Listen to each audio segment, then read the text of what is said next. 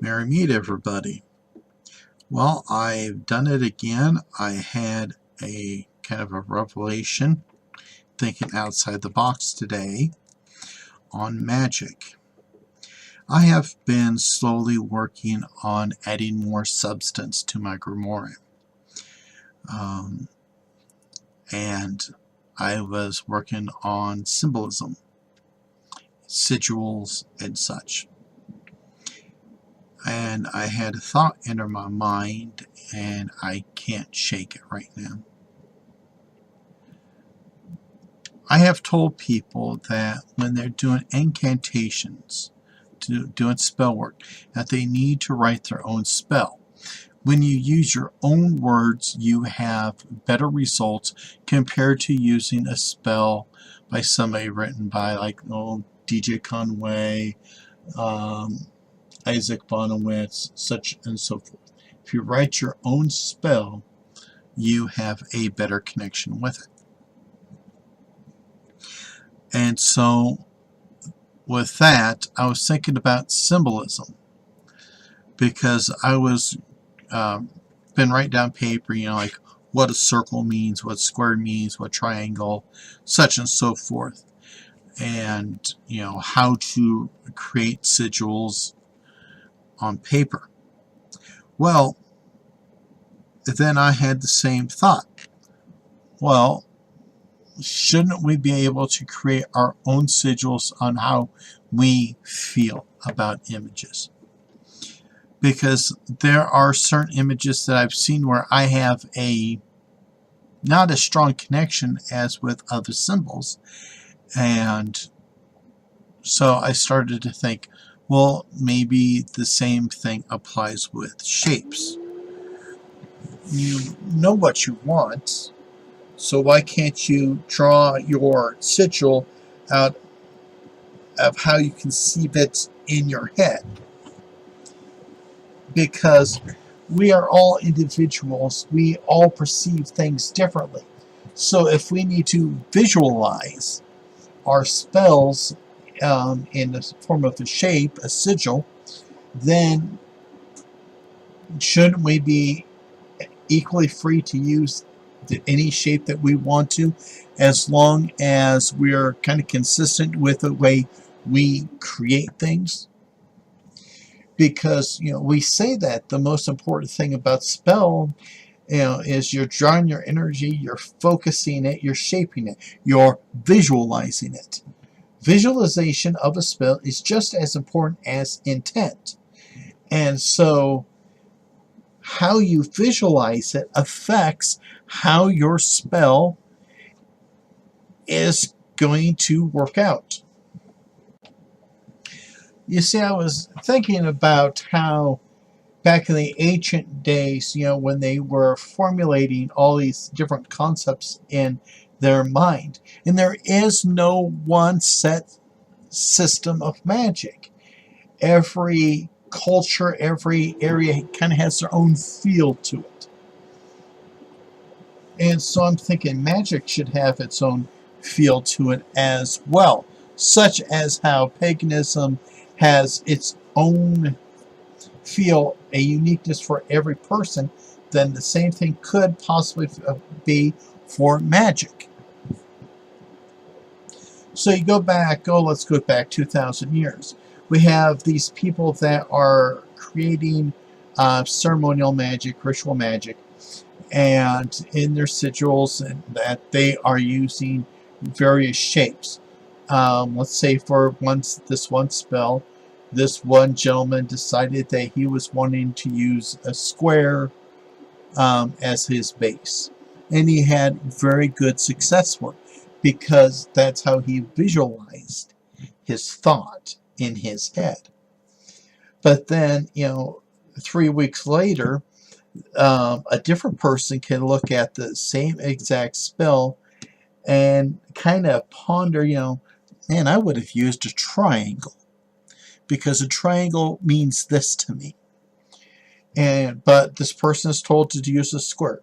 Well, because they were not able to visualize it in their head as well, they didn't have that connection. then their spell would not have been effective and could have possibly failed outright because this second person could not focus completely and visualize effectively the spell in his head with the image in front of him. So then, do we need to get rid of all of this super detailed structure with magic? Because maybe you just have to write your incantation, do your grounding, centering, you start doing your chant, you try to collect your energy around you, you start to focus it, shape it, visualize it, and then as you end your spell, you send it out. Okay. As long as you follow those guidelines, the imagery that you use, the words that you use, are up to the person, not by the words according to, Scott Cunningham, for example. And I got into deeper thought. Many years ago, I had a conversation with a gentleman from Scotland, and I agreed with how he viewed things. You see, he says we do not need anything at all to cast magic.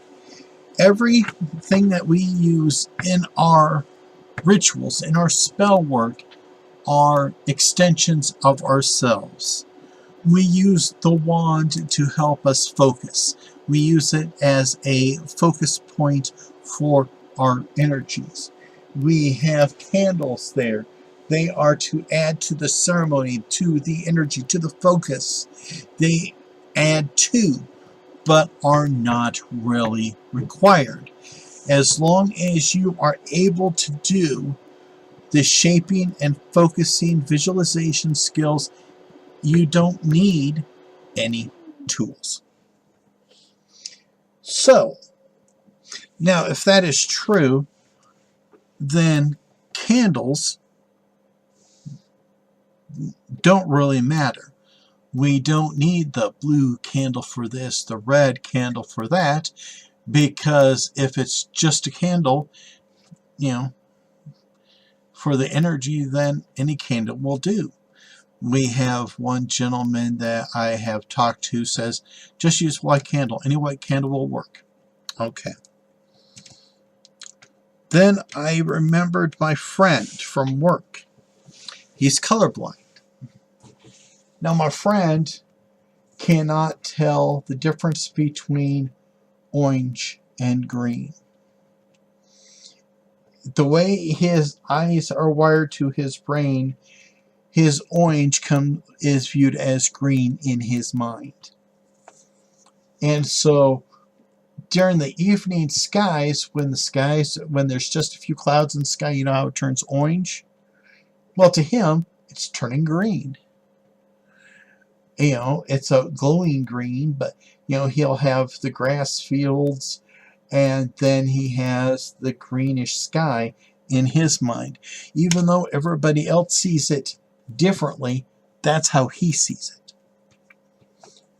And so, do the rules of color coordination affect him? And I would say no. So, do we need to realize that magic, for it to be effective, has to conform and be flexible with the person using it, such as how paganism is for each individual? Or do we have to follow to the detail ceremonial ritual magics? That is my question for you tonight.